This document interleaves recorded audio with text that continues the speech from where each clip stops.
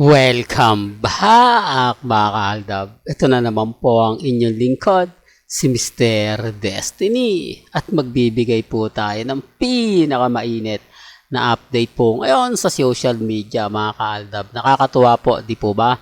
Bidang-bida na naman si Alden Richards sa naganap nga pong kumbaga event sa Bodge Gala mga kaaldab, na kung saan talagang grabe Alden Richards yun kahit saan mo dalhin, kahit sa mo anggulo tignan, sobrang gwapo talaga. Di po ba?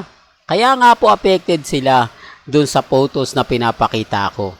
Na si Congressman spotted daw yun. Okay lang, wala naman pong problema Ganyan po sila kabiter. Kapag kaalam po nilang talo sila, kapag alam po nila na yamadong Aldab Nation, at hindi nila masabi na edited talaga yung picture na pinakita natin, dahil may video naman po, yun naman po yung sasabihin nila na si Congressman spotted yon. Pero okay lang naman po mga kaaldab. At least tayo nauna na.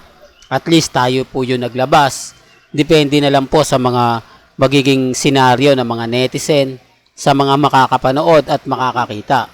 Pero bago natin ituloy itong mainit na update natin, kung bago ka lang sa channel na to, at isa kang true-blooded Aldab Nation na nagmamahal po kina Mengay at Tisoy, tama po ang channel na pinuntahan mo, kaya consider na po kitang bagong subscriber. At huwag mong kalimutang i-share ang mga video po natin sa mga mami, sa mga titas, at sa mga senior. Alam niyo po ba mga ka-Aldab na napakarami po ngayong sigalot na kumakalat sa social media?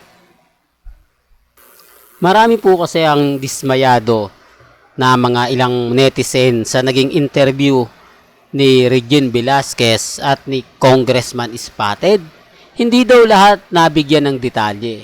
Marami daw katanungan na hindi naman po daw na itanong kay Congressman Spotted. Totoo naman po yung mga sinasabi ko.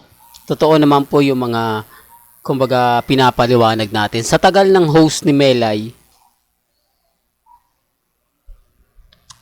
ni Regine, may mga bagay-bagay po na hindi nila talaga naitanong o talagang kumbaga hindi lang sinabi o di kaya wala talagang plano, di po ba? Hindi doon sinabi na kumbaga, pero sinabi din yun ni Ibiang mga kaaldab na apo, di po ba? Walang sinabi o hindi man lang nagtanong na ilan yung magiging anak nyo, kumbaga kailan pwedeng magbuntis si Mengay?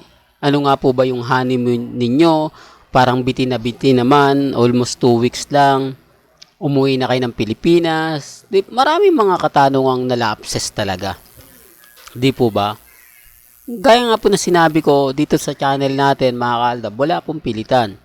Kumbaga pinapaliwanag ko lang po yung mga hindi pinapaliwanag na mga ilang kumbaga armain at main fanatics. Kasi sa mga tanong po natin, sa mga sinasabi po natin, magiging bitter lang po kasi ako. Sasabihin nila, nako si Mr. Destiny pala, hindi naman tumatanggap yan ng update ng Armain Ang gusto niyan, Aldab. Ang gusto niyan, puro fake news. Sa totoo lang po mga ka-Aldab, guilty naman po sila kapag ako nagbibigay ng update. Kapag ako nagbibigay ng mga kaganapan. Kasi binabalikan ko yung mga panahong, kumbaga, at umaayon sa panahon ngayon. Di po ba? Mas maganda po at mas tatangkilikin ng mga netizen kung nagkaroon ng interview mismo si Congressman Spotted, si Ibiang, at si Mengay. Although sabihin na natin hindi nakasama si Jella Ataide. Halatang promotion lang po talaga. Kita nyo po ba? Anong ni Jella Ataide? Kila Mengay at kay Congressman Spotted. Para lang po klaro, para lang po sa kaalaman ng lahat. Gaya nga po ng sinasabi natin, depende pa rin po ito sa pananaw ng iba. Dapat nga po, ang pinakamagandang interview rito si Mengay at si Congressman Spotted na magkasama, hindi po ba? Pero bakit wala? Although sabihin natin mga kaaldab, yung magandang buhay, malapit lang yan. Hindi po ba? Kung magkakaroon ng interview, alas 8 yan ng umaga. Alas 12 naman po ang simula ng 8 Bulaga. Doon pa lang mapapaisip na po kayo Hindi po ba bago pumunta, nagawa nga pong pumunta ni Congressman Spotted, syempre si Mengay magagawa rin po niya. Sabi nga po, sabay nga po silang nagigising o natutulog. Tapos nagigising daw po si Congressman Spotted na hindi pa rin po daw siya makapaniwala. Nakatabi niya si Maine Fulkerson. Yung mga bagay-bagay po na wala di po ba? Hindi niya sinasabi yung paborito ni Mengay pag umaga, paggising. Di po ba kung anong ayaw ni Maine Fulkerson kapag umuwi galing EAT. Ang dami dapat talagang sasabihin, pero ang sagot agad ni Congressman Spotted, wala siyang masabi.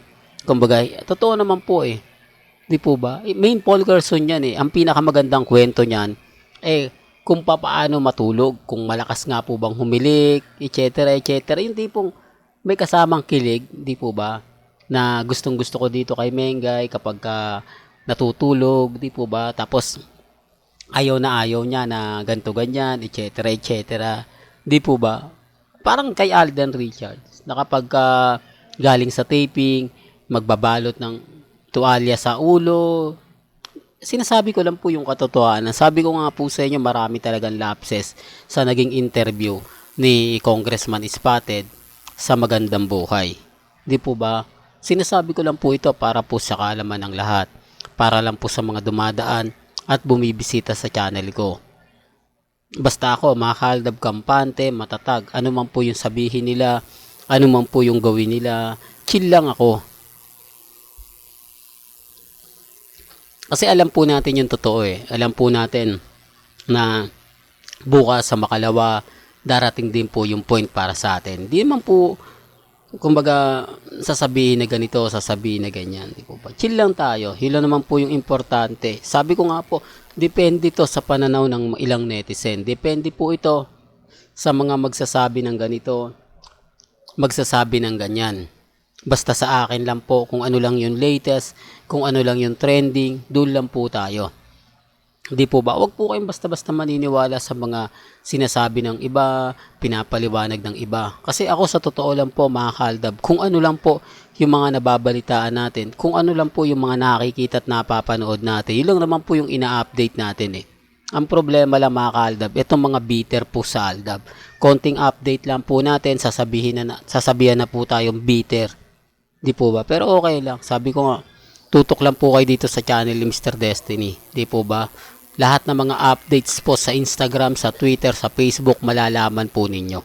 Well, hanggang dito na lang po yung updates natin Kaya kung gusto nyo pa po ng pinaka-latest at sariwang update, abay tutok lang po kayo sa channel ni Mr. Destiny para updated po kayo sa mga latest at sa mga bagong video po na ilalabas po natin maya-maya lang. Hanggang sa muli, salamat po sa panonood at pakikinig.